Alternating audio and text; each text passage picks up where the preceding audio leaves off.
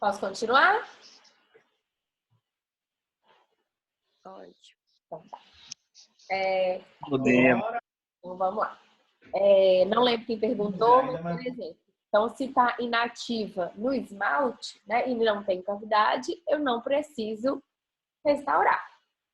Se está inativa no esmalte e eu tenho cavidade, aí eu vou precisar restaurar, pelo mesmo motivo da dentina. Então, se eu tenho uma lesão inativa na dentina com cavidade, eu preciso restaurar, porque senão aquilo ali vai virar um sítio de maior acúmulo de biofilme e aí a lesão vai continuar progredindo do mesmo jeito.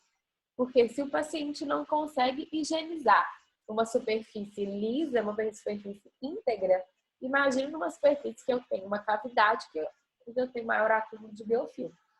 Então, eu muitas vezes, com uma lesão, muitas vezes não, com uma lesão inativa, eu não restauro para paralisar o processo, mas eu restauro para impedir que o processo se reative. Ficou claro?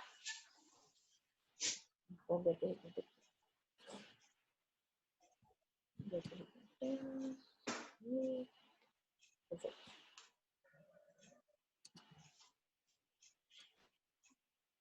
Lá tem um negócio aqui.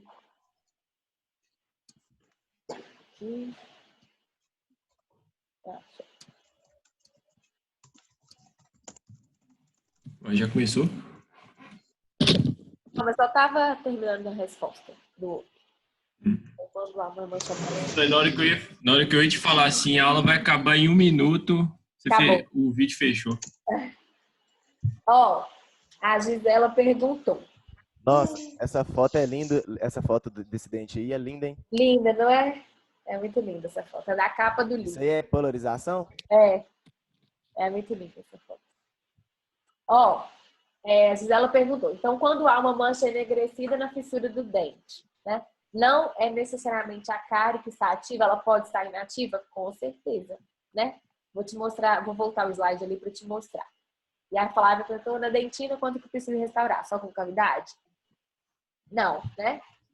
Olha, observe aí para vocês verem. Então, aqui, ó.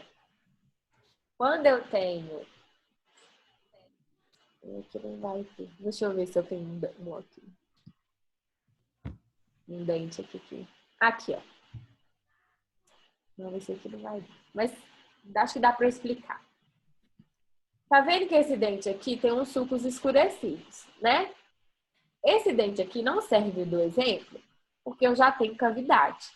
Mas eu vou ter dentes, acho que depois eu vou arrumar uma foto para vocês, que a gente chama, tem um sulco escurecido aqui nessas catrículas e fissuras. Mas eu tenho sulco, eu seco, ponho o ar lá, sequei. Eu não observei nenhuma mancha branca ao redor, eu posso falar que essa lesão, esse sulco escurecido está inativo. Não preciso fazer nada, só vou acompanhar. Agora observe aqui onde eu estou passando a seta. Tem um sulco escurecido.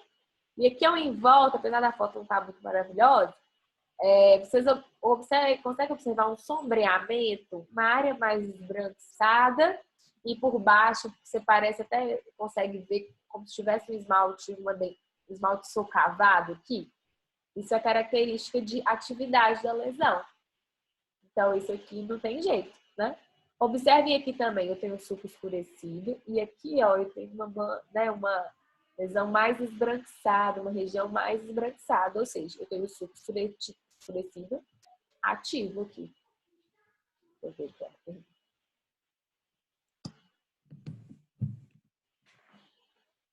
Nesse caso, sim. A Gisela perguntou, nesse caso desse dente que eu estou mostrando, precisa tratar, porque eu tenho aqui lesão cavitada, né, ativa, e é um sítio de acúmulo de biofilme aqui, tem que tratar. Agora, quando eu tenho só um sulco escurecido, sem cavidade, inativo, eu não preciso tratar. No esmalte, a Natália perguntou, inativo no esmalte, quando eu vou restaurar? Eu vou restaurar uma lesão inativa no esmalte quando ela tiver uma cavidade. E aí, às vezes, eu vou restaurar por estética, ou às vezes eu vou restaurar para não juntar ali, né? Não virar um sítio de acúmulo de biofilme. E aí eu vou restaurar por isso. Então, observem, gente, que a grande chave de restaurar ou não restaurar, observem que já está adiantando um pouco, né? Que a gente já está falando lá na frente isso, mas é a presença ou não de cavidade para a... Isso que não é não, eu tenho muita... Tudo bem? Pessoal? Todos. Então tá. Ô, Suzane, você pode repetir? Porque o áudio de outra pessoa deu uma interferência, não ouvi o que você falou. O que acontece? Observe, a gente já está lá na frente, isso aí a gente vai falar lá na frente. Mas como as perguntas estão vindo agora sobre isso, a decisão de restaurar ou não, ela vai muito a ver, né? Ela tem muito com a presença de cavidade ou não. Então, a lesão pode estar inativa. Mas se eu tenho uma cavidade que vai me acumular biofilme e aí eu estou dando a chance para essa lesão se ativar novamente, eu tenho que restaurar. Por exemplo, às vezes, no dente anterior, eu tenho uma cavidade pequenininha, ou então uma cavidade até grande que eu consigo higienizar, mas eu vou restaurar por questão de estética. Eu não vou deixar também o dente anterior com uma cavidade ali, prejudicando a estética. Mas o que eu quero que vocês tenham em mente é, a lesão ela pode estar ativa ou inativa, né? Se eu tenho uma lesão ativa, restaurar somente não é sucesso de tratamento. Eu tenho que equilibrar de novo aquele meio. E mesmo a lesão inativa, onde o meio já está equilibrado, que a lesão já está inativa, muitas vezes eu vou restaurar para impedir, né, que acumule biofilme, tenha acesso ao substrato e que essa lesão se ative novamente. Tudo bem? Então vamos lá. A gente adiantou um pouquinho, porque a parte de tratamento é lá na frente que a gente fala. Mas é que vocês já estão tendo isso, aí vamos esclarecendo essas dúvidas. E aí a gente falou, então, das características da lesão, né? No esmalte na dentina, ativo ou inativo. E aí a gente tem que falar, antes de falar propriamente do processo DESRE, que é o objetivo da aula de hoje, a gente tem que lembrar um pouquinho sobre a composição do esmalte, né? Que é o que vocês falaram no trabalho de vocês sobre histologia. Então, o esmalte, ele é constituído pela hidroxiapatita biológica, que tem a sua fórmula, né, química de cálcio, fosfato e hidroxila. Ele tem a característica de ser translúcido, tem a espessura diferente ao longo do dente. Os cristais, eles se organizam em prismas de esmalte. É um tecido avascular e é o tecido mais duro do corpo. Só para lembrar o que vocês já falaram na aula de vocês de histologia. E aí, as meninas que falaram do grupo de histologia e do grupo do esmalte, elas falaram muito bem. E aí, isso é um fator muito importante para a gente entender também as... Que é isso? Peraí, gente. Tem a gravação.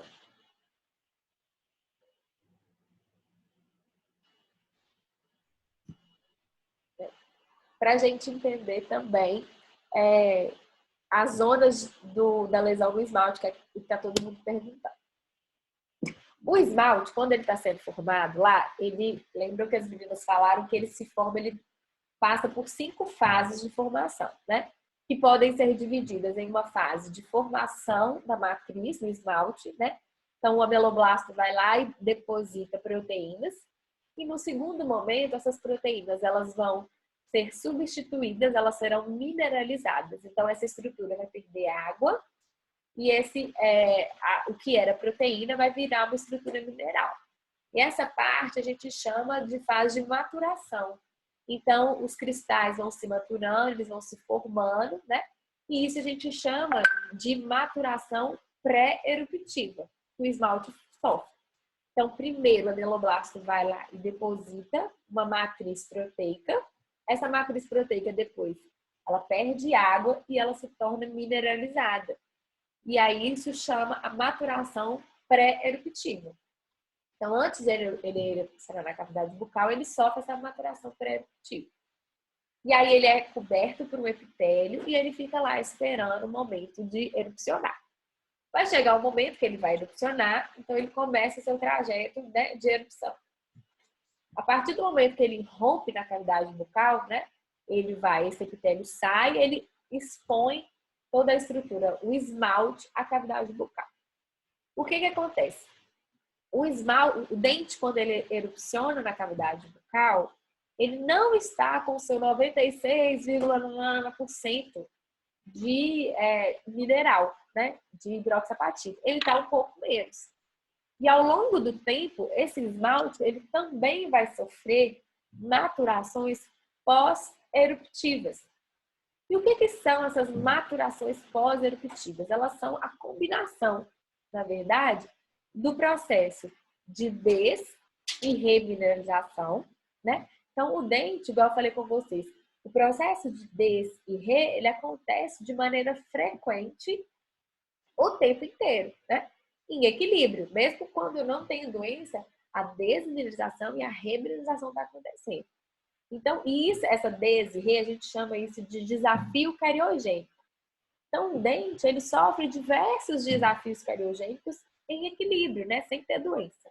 Vai chegar um momento que a doença vai acontecer, porque a perda vai superar o ganho.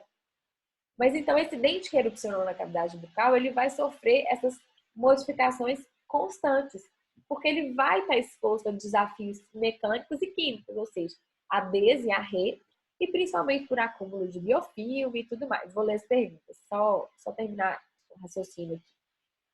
Então, quando o dente está recém-erupcionado, ele não está com seus 97, quase por cento de hidroxapatita. Então, ele erupciona.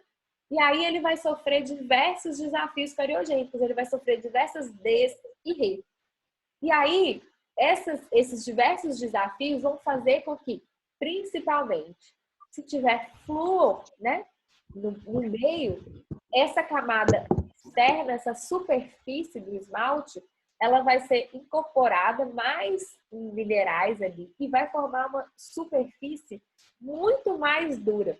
Então, se você pegar a superfície do esmalte com a parte interna, a superfície ela é muito mais mineralizada, ela é muito mais resistente do que as camadas internas. Porque o dente, além de sofrer o esmalte, né? Além de sofrer aquela maturação pré-eruptiva, antes da erupção, ele também sofre uma maturação pós-eruptiva, né? Então, o esmalte ele se torna mais mineralizado logo após a erupção, principalmente por causa da ação do processo de des e re e a presença do flúor, que vai tornar esse esmalte da superfície mais mineralizado. Vamos ver se vocês entenderam. Peraí, vou ver as perguntas aqui. Todo dente sofre a maturação pós-eruptiva, porém não tem nada a ver com a fluorose, tá? Vou explicar. Então, minha linha de raciocínio, só para explicar. É porque é o seguinte, todo dente, ele nasce para ser terminado fora da gengiva, correto? Depois da erupção. Isso. Então, durante esse processo de exposição ao flúor aí, que se desenvolve a fluorose, aí porque tanto que o dente ele está poroso ainda, ele não está totalmente formado, então a deposição de flúor ela é maior nesse período, correto? Então aí que desenvolve fluorose não tem nada a ver com essa causa. Não, o seu raciocínio está certo.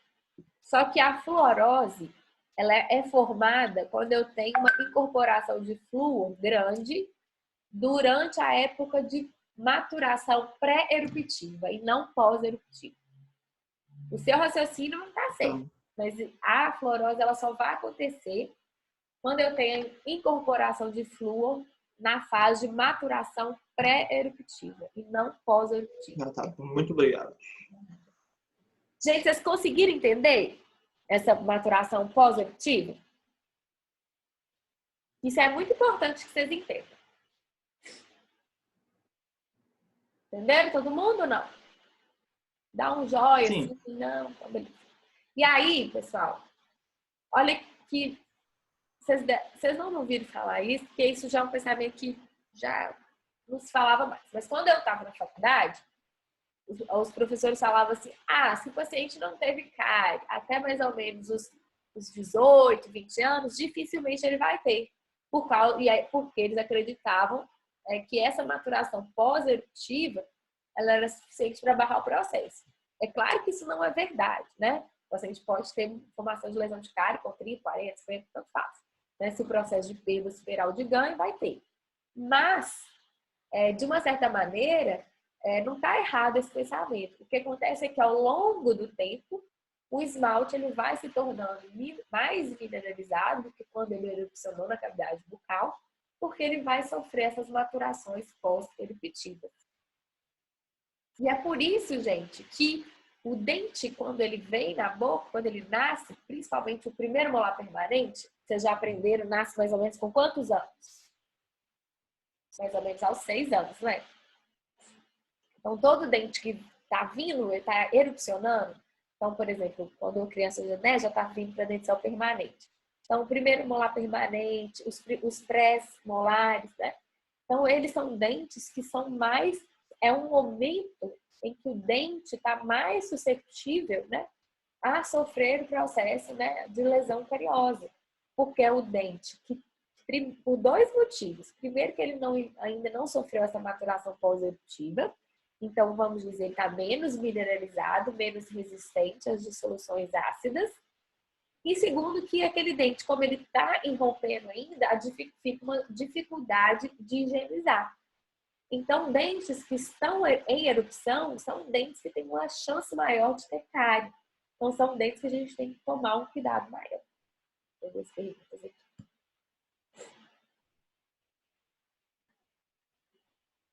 Existe... Sim, Felipe, eu acabei de falar, né? Ronan, vou te responder. Então, significa que os dentes recém-erupcionados são mais suscetíveis a cárie? São, por 2 motivos, né? Tanto porque eles são menos mineralizados e segundo porque eles sofrem maior dificuldade de higienização. Essa maturação pós-eruptiva também acontece nos tecidos, acontece em todos os dentes, tá? E a Adriele perguntou... É isso mesmo que você descreveu, Adriele. Então, a maturação pós-eruptiva, ela é a consequência da perda e do ganho de mineral ao longo do tempo, e aí nesse momento é incorporado minerais mais resistentes, né, como o flúor, e torna a superfície do esmalte mais resistente. Ronan perguntou se a presença do flúor, se tem algum outro mineral que ao invés de deixar o dente mais resistente, deixa o dente mais frágil. Então é o seguinte, o flúor, quando ele é incorporado pós a erupção, ele deixa o dente mais resistente. Quando ele é incorporado no momento, né, na maturação pré-eruptiva, ele vai deixar muitas vezes o dente mais poroso, né, que é a fluorose. Existem outros minerais que compõem, porque eu vou mostrar para vocês, mas o nosso esmalte ele é composto de hidroxapatita, mas não é só hidroxapatita. Tem algumas outras composições, por exemplo, outros minerais, por exemplo, o carbonato. O carbonato, na dentina eu tenho mais carbonato do que no esmalte, inclusive. No dente decido eu tenho mais carbonato.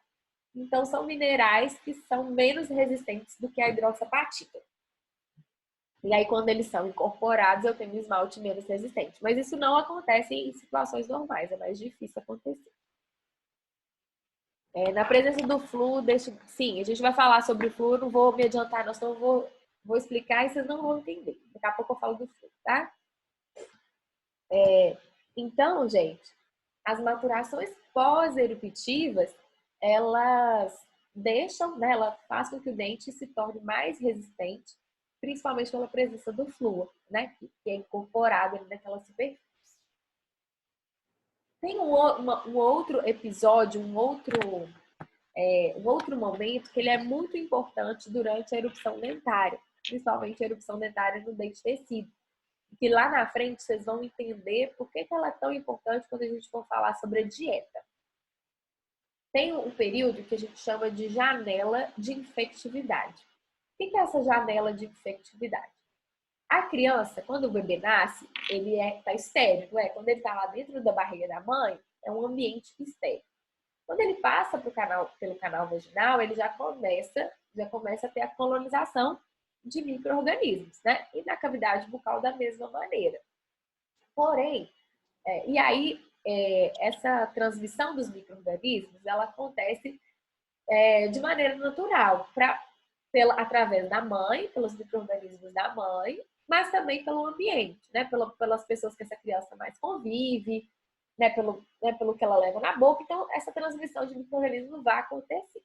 Porém, tem um período que coincide entre 1 ano e meio a 2 anos e meio de idade, que corresponde à erupção mais ou menos do segundo molar descido da criança, em que a criança está mais suscetível à aquisição dos Streptococcus mutans, que são, né, o grupo de bactérias mais cariogênicos. Não é o único, né, o mutans não é o único responsável pela formação da lesão de cárie, mas ele é um micro-organismo importante para a formação da lesão de cárie. Então, esse período de 1 ano e meio a 2 anos e meio é o período que a criança está mais suscetível à contaminação, né, para a colonização do mutas. Então, é uma idade muito importante para se controlar essa colonização pelo mutas.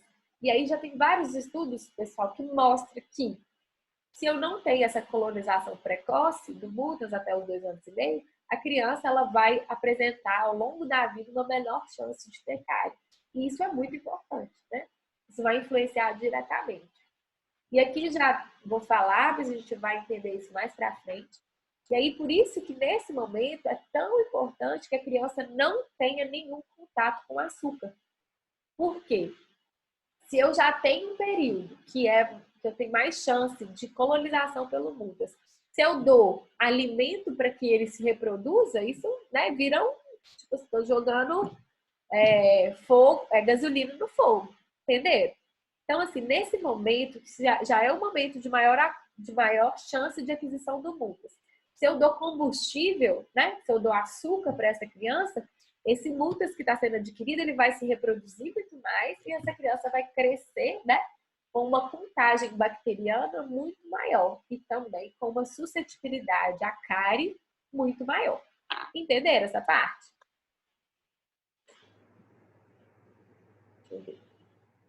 Sim. Sim? Então vamos continuar. Entendeu? Me fale logo. Suzane, Oh. deixa eu te perguntar uma coisa. As pessoas falam que quando a pessoa é criança e ela não tem cárie, quando ela for adulta, ela não vai ter cárie. Isso é verdade? Não tem nada a ver. Porque a cárie, né, como vocês estão vendo aqui agora, a cárie ela é um processo dinâmico, né? E ela vai depender dos fatores ambientais que vão estar agindo ali naquele determinado momento. Agora, pensa comigo, que a criança não teve cárie na dentição decídua, que é uma dentição mais fácil da gente ter cárie, porque a composição do dente decíduo já propicia isso, significa que essa criança tem uma higiene adequada, uma dieta adequada, ela tem os hábitos adequados, então a chance dela não ter cárie é muito grande. Mas não por um fatalismo, mas sim porque os hábitos dessa criança é uma criança que está em equilíbrio. Agora, se a criança mudar completamente os hábitos dela, ela vai ter cárie, independente de não ter tido na dentição decídua. Ficou claro? Obrigada. Então, gente, eu ia falar com vocês. Então, o dente, o esmalte, ele é formado nessa imagem. Vou fechar aqui só para eu pôr a cena.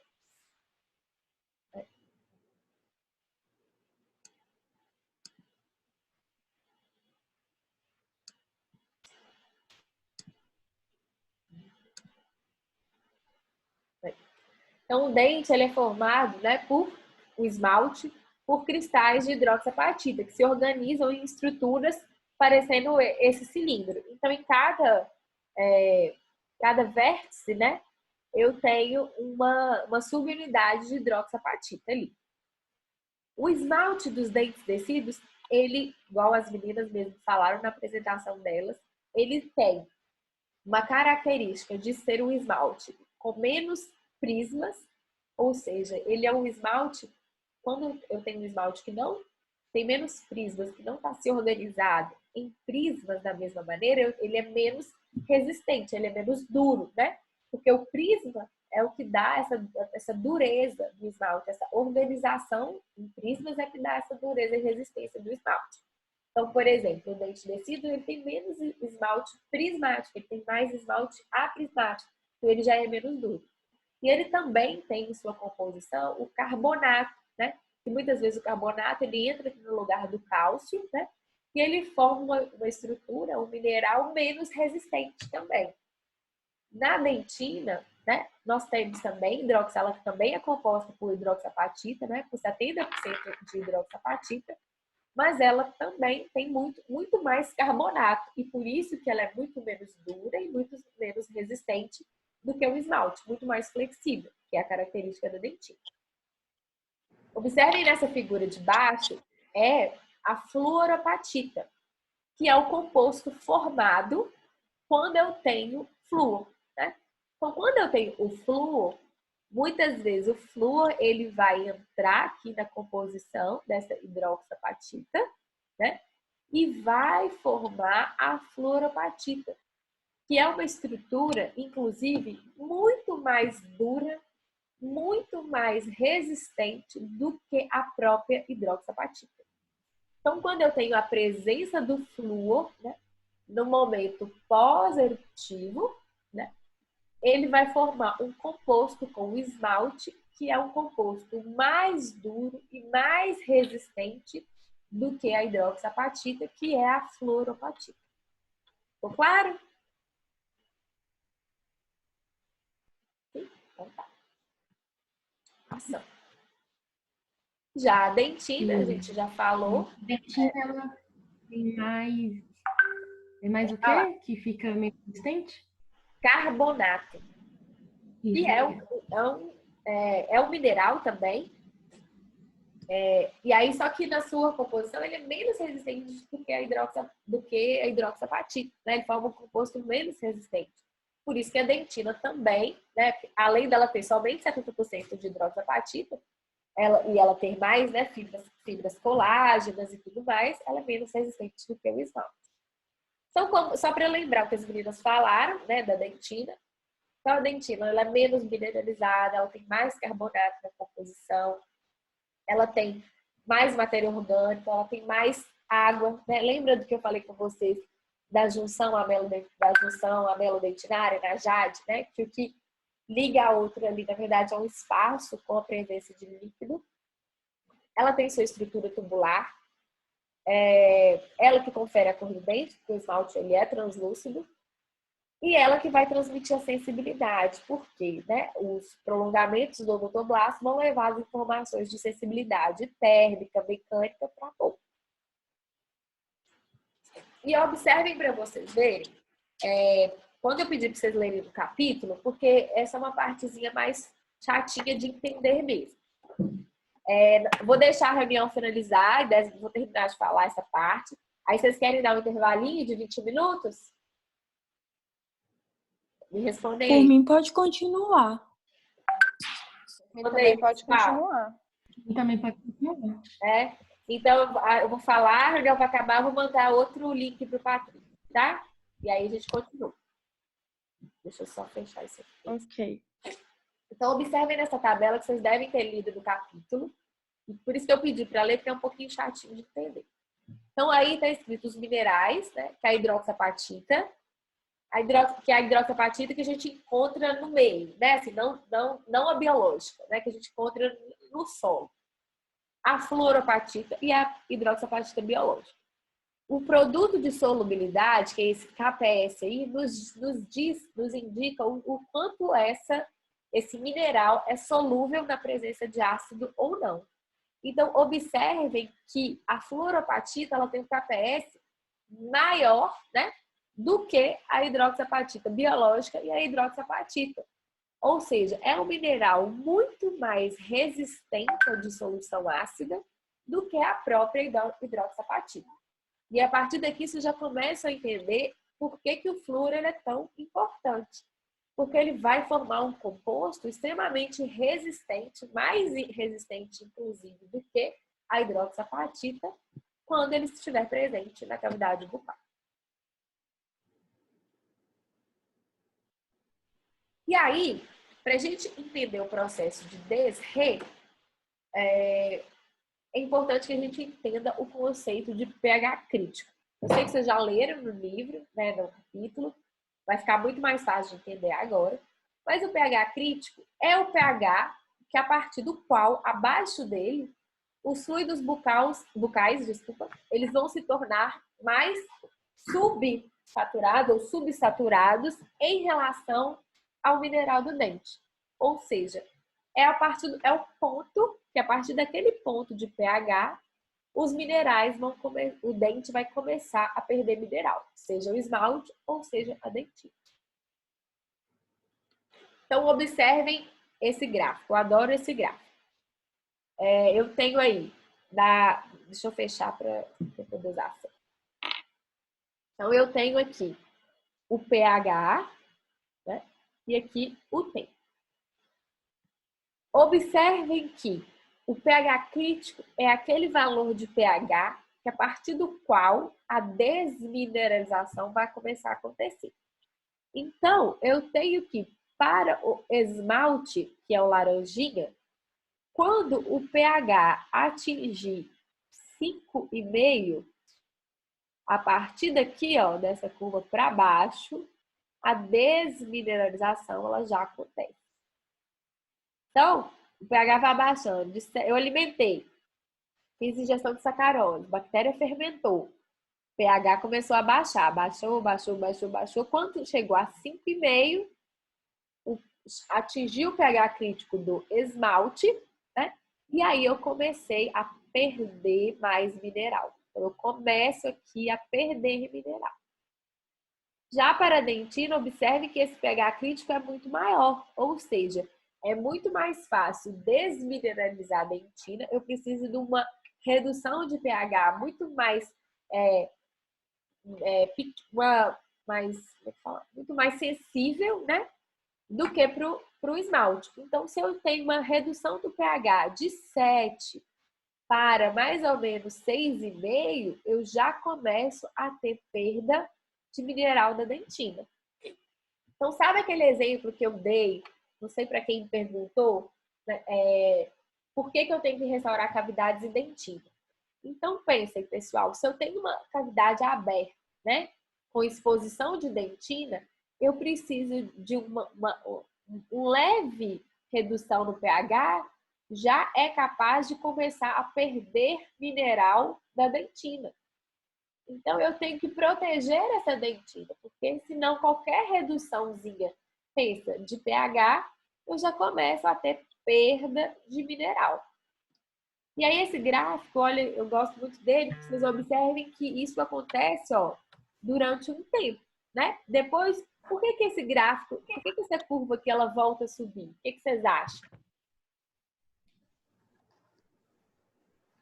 Por conta que teve a higienização depois ali, não sei, ou mudança de higienização e efeito tampão da de saliva. alimento, até. Não falando em higienização, o que acontece? Toda vez que a gente alimenta, vou alimentar, a bactéria vai fermentar, eu vou oferecer ácido para o meio, não é?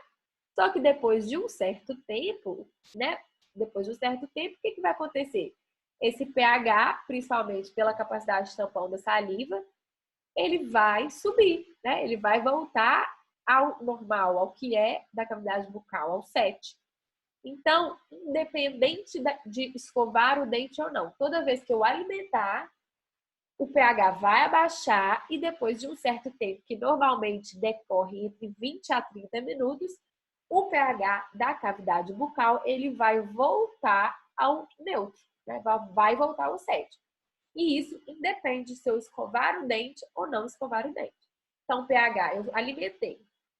A bactéria fermentou, produziu ácido, deu ácido para o meio, o pH baixou, depois de um tempo esse pH vai regularizar. E esse tempo normalmente é entre 20 e 30 minutos. Então isso acontece o tempo inteiro. Deixa eu ver. Ô, Suzane, esse aumento e diminuição do pH, ele também influencia na produção do biofilme? Não. Deixa eu pensar para te responder. Não. O biofilme, ele vai ser formado independente das condições de pH, tá? O que influencia a formação do pH, do biofilme, o tipo de biofilme, a qualidade desse biofilme é a sacarose, é a dieta. Você tem uma dieta com muito açúcar, eu vou formar um biofilme mais cariogênico. A gente vai entender depois o porquê que ele é mais cariogênico. Mas o pH não interfere no biofilme. Tá bom, obrigada. Então passa um tempo, o pH vai cair, depois vai voltar ao equilíbrio, ele vai voltar a subir. Então aqui, com esse gráfico, a gente vocês já conseguem me responder. O que vocês acham? É melhor a pessoa comer uma caixa de bombom no mesmo momento, ou é melhor ele comer um bombom a cada hora para evitar a cárie dentária? No mesmo momento. De uma vez. Exatamente. Enfiar a cara no chocolate de uma vez só. Exatamente. Por quê? Quando eu faço a ingestão, o pH ele já vai abaixar, né? Então ele vai abaixar e depois ele vai restabelecer o equilíbrio. Então eu vou ter, às vezes, uma perda de mineral e aí, quando eu alcancei o equilíbrio, acontece um ganho de mineral e aí a doença não acontece. Mas se eu tiver sucessivas baixas de pH, eu vou cair naquele gráfico lá de cima que eu mostrei no começo da aula, esse aqui, ó. Né? Então eu vou ter perda, ganho, perda, ganho, perda, ganho, perda, ganho, e vai chegar um momento que a perda vai superar muito o ganho. E aí eu vou ter a formação da lesão. Então, para a formação da lesão de cárie, é menos prejudicial eu comer uma caixa de bombom no momento só, porque aí eu vou ter uma baixa de pH só, né? E isso vai se restabelecer, vai equilibrar, do que eu provocar sucessivas baixas de pH para que o dente, né, seja submetido a vários desafios cariogênicos. Aí o dente, muitas vezes, o organismo, muitas vezes não vai conseguir equilibrar isso daí. E aí a lesão, a formação, vai acontecer a formação da lesão de cárie. Suzana, então deixa eu te perguntar, a dúvida seria, se essa baixa de pH em várias vezes consecutivas, né? Ela vai resultar na lesão de cárie? Então, como que se explica? Tá, teve a baixa, eu comi uma vez só, aí o tempo é de aproximadamente assim, 30 minutos, tendo essa baixa de pH. Se eu não comer novamente, mas eu também não fizer a higienização, então não era para ter esse processo de cárie, você entendeu minha dúvida? Entendi. Só que não é assim tão matemático. Então eu comi, reequilibrou. Só que você nunca mais. Só que assim, se você nunca